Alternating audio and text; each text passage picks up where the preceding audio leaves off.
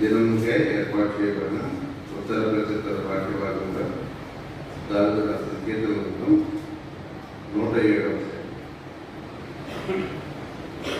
మొదటి వచనం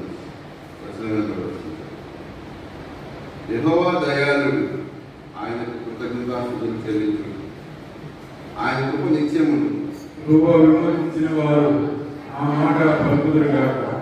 విరోధుల చేతిలో నుండి ఆయన విమోచించిన వారును తూర్పు నుండి, పడమటి నుండి, ఉత్తరము నుండి, దక్షిణము నుండి, నానా దేశం నుండి ఆయన పోగు చేసిన వారు ఆ మాట పలుకుదురుగాక.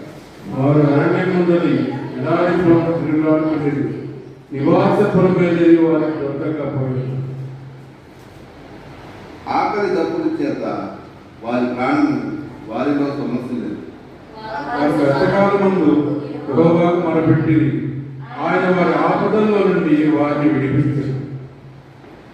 వారొక నివాసపురము చేరినట్టు చక్కని త్రోవను ఆయన వారిని నడిపించారు.